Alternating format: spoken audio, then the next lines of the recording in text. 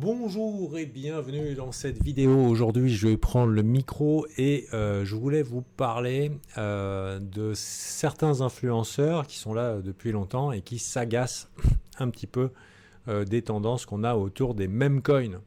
Et je voulais parler des fondamentaux en crypto et un petit peu de la branlette intellectuelle que certains s'occasionnent avec les fondamentaux de la crypto, les tokenomics et tout ce qui peut être de l'ordre de la rationalisation de leurs investissements. Mon but ici n'est pas d'agacer les gens, mais de faire un petit peu d'élargissement de perspective et surtout donner la possibilité aux gens de bien comprendre la situation dans laquelle on est et de ne pas se raconter d'histoires sur les cryptos. Alors parlons un petit peu des fondamentaux. On partage, enfin il y a un petit peu de consanguinité dans l'environnement français, il y a beaucoup de connaissances qui viennent à peu près de même groupe de connaissances dont je fais partie, mais il y en a d'autres. Et par exemple, le fondamental est très admis, c'est très connu. Le fondamental, c'est globalement les raisons pour lesquelles il faut acheter, parce que c'est une valeur sûre, parce que c'est bien, parce que insérer opération marketing, joli site internet, roadmap, tokenomics, toutes les raisons qui nous donnent des raisons rationnelles de risquer notre argent. Et quand on est investisseur moyen terme ou court terme ou novice, on a besoin de justifier son investissement. On va chercher une entreprise qui tient la route. Alors là, ce n'est pas des entreprises, c'est des white papers, c'est des projets, bon, c'est des lignes de code, c'est des jetons de parking électronique, c'est des shitcoins, hein. Appelons un shitcoin. D'ailleurs, c'est un terme qui a quasiment disparu, mais ce que je voulais vous dire, c'est que le fondamental en crypto, c'est du fugazi, c'est du foin à public. Et même si c'est très populaire, ça a fait le beurre de beaucoup d'influenceurs parce que les nouveaux investisseurs cherchent à justifier leurs investissements avec des raisons rationnelles. Je vais vous ouvrir un petit peu de perspective. Après, maintenant, 3 bull market dans les tuyaux. Je peux vous dire un petit peu comment ça se passait avant.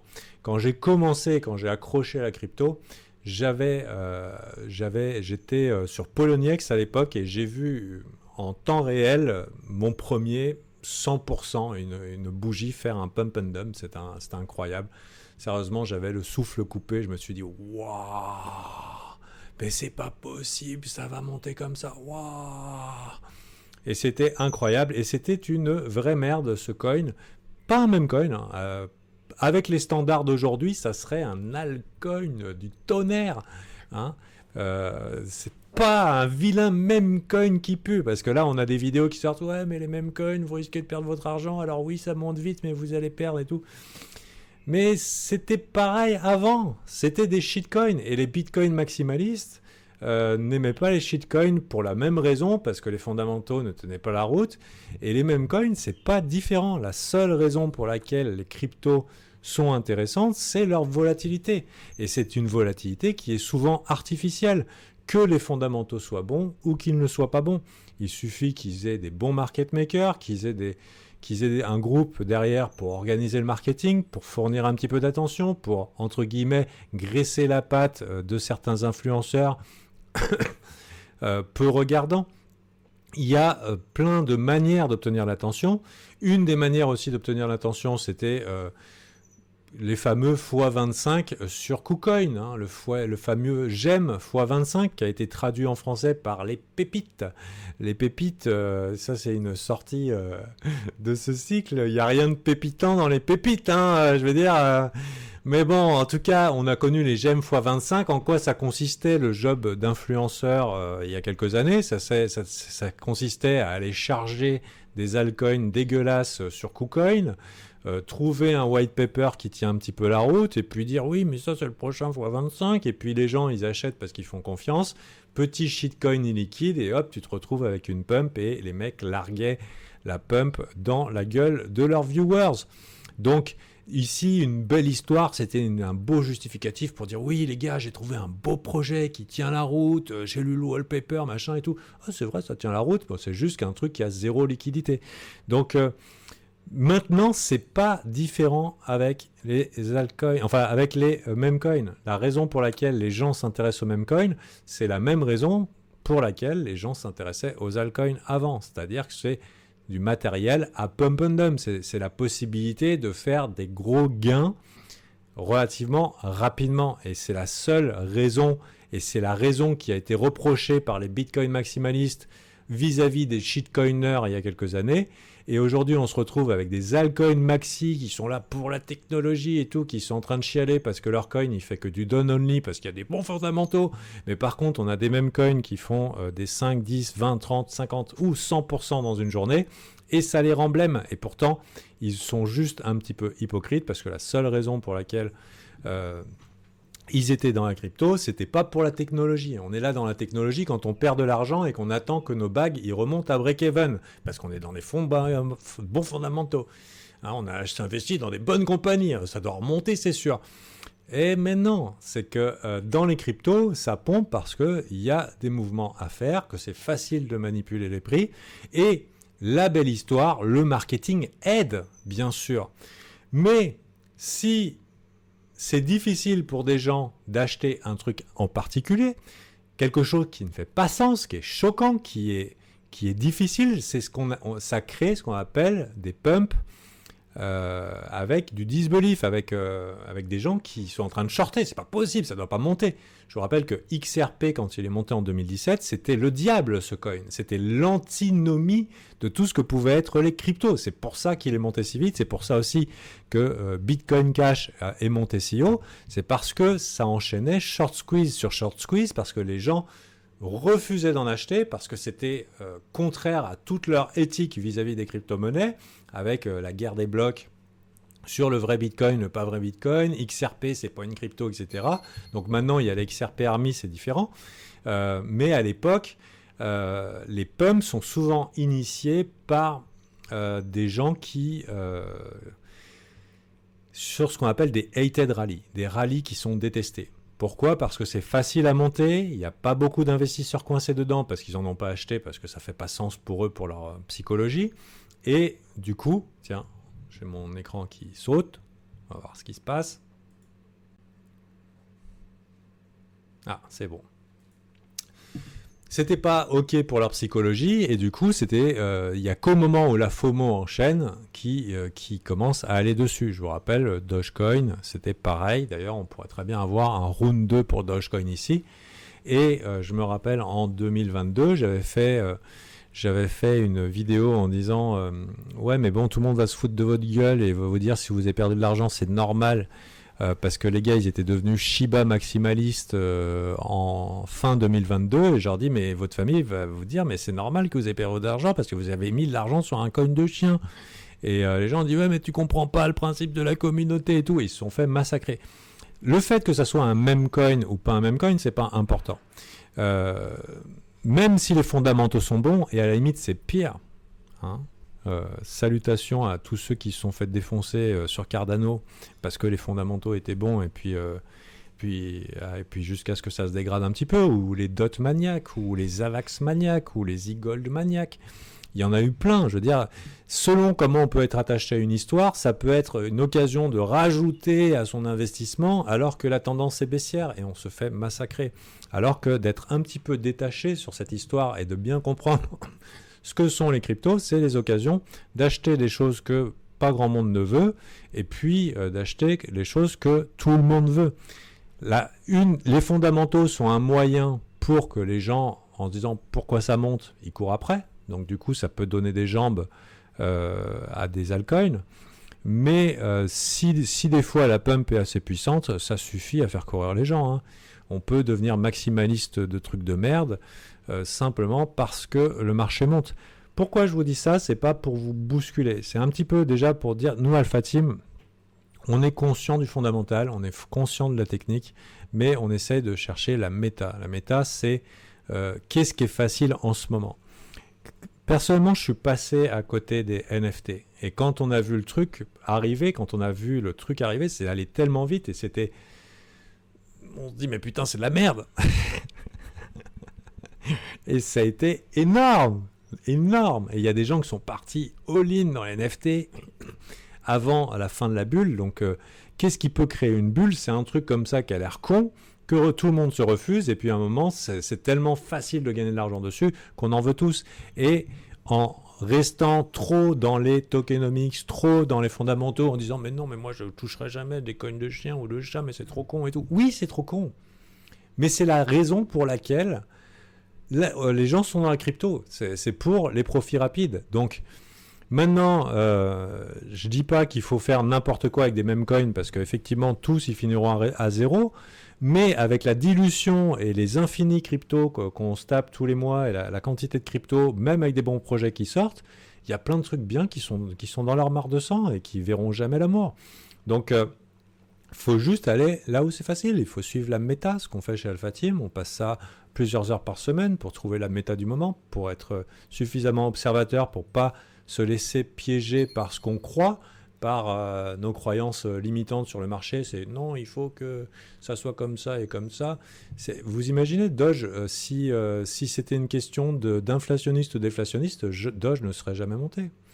Donc voilà, donc faites bien attention un petit peu à cette illusion que les tokenomics, les fondamentaux, c'est obligé que le marché vous donne raison à terme. C'est pas obligé du tout. C'est juste bon pour le cerveau, parce qu'il y a plusieurs manières en fait de se risquer. En tant que trader ou investisseur, je prends un risque sur le marché. Et les traders et les investisseurs, je ne parle pas des insiders, ceux qui bougent le prix, ceux qui organisent les pump and dump, ceux qui manipulent les autres, entre guillemets, eux, ils ont un avantage sur les autres, parce qu'ils savent en fait, ils savent ce qui va se passer. Mais pour ce qui est de la prédiction, entre guillemets, de ce qui va se passer, ce qui n'est pas le job d'un investisseur ou d'un trader, même s'il y a de l'anticipation, il va prendre un risque. Il va prendre un risque par rapport à une probabilité.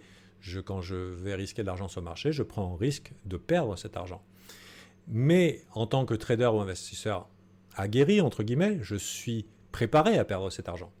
Un investisseur ou un trader pas aguerri va chercher à rationaliser au maximum son investissement, que ce soit avec de l'analyse technique, astrologie pour hommes, je taquine, même si je l'utilise, ou du fondamental pour rationaliser un tout. C'est pourquoi j'irais risquer mon argent si ce n'était pas un truc sûr. C'est comme le mec qui est au PMU, il va regarder dans les journaux, est-ce qu'il y a un avantage, est-ce que le cheval a été bien nourri, est-ce qu'on lui a tapé sur la fesse, etc. Et puis en fonction, il va rationaliser son truc, mais ça reste du gambling à la fin.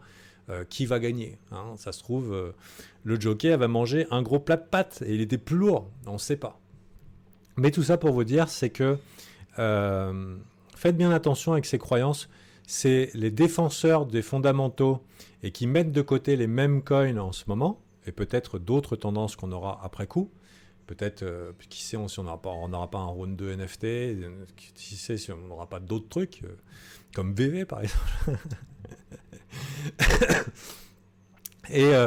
Mais ou les mêmes coins, ou peut-être que notre thématique, ça sera, là on a vu la semaine dernière, c'était coin de chat, et coin de chien, et coin de grenouille, et ensuite ce sera les coins d'hippopotame, et puis voilà. Mais tout ça, c'est la même connerie qu'on avait avant. À la fin, on est obligé d'en faire des nouveaux pour avoir de nouvelles pumps, et les gens vont suivre. Donc vous avez la possibilité simplement de vous adapter, ou alors de rester dans vos barrières mentales, dire non, moi je suis un Bitcoin maximaliste, je toucherai jamais aux altcoins, et ensuite dire ouais, mais non, mais moi je suis altcoin, et puis machin et tout, et je toucherai jamais au même coin. Et ouais, mais dans tous les cas, aucun fondamental quelconque n'a empêché vos altcoins avec des fondamentaux fabuleux de perdre leurs 85-90% pendant le bear market. Ce qui s'est passé, et ce qui a beaucoup participé à la rationalisation du fondamental en crypto, c'est qu'en 2022, le bear market a été tellement violent, 2022-2023, le bear market a été tellement violent que les gars, ils avaient des portfolios qui étaient très équilibrés et ils ont voulu rationaliser leurs perdants. Ils se sont dit « Ah mais merde, si je perds de l'argent, c'est parce que j'ai pas étudié les fondamentaux. » Et ils ont commencé à s'intéresser aux tokenomics. Si vous regardez un petit peu l'historique des cryptos et de l'évolution des influences sur les cryptos, c'est que les gars ont commencé à rationaliser leurs perdants. Si j'ai perdu mes sous, c'est parce que j'étais dans Shiba, c'était parce que j'étais dans Doge. Et en fait, ils se sont dit, ok, bon, maintenant je vais étudier, machin et tout, et le temps me donnera raison, je vais DCA mes belles histoires. Même moment, était sortie la formation. gratuite sur la chaîne, le mindset pour se protéger justement des belles histoires en marché baissier pour ne pas holder ses perdants. Mais malheureusement, il y a plein de gens qui n'ont pas suivi ça. La tendance, c'est hyper important.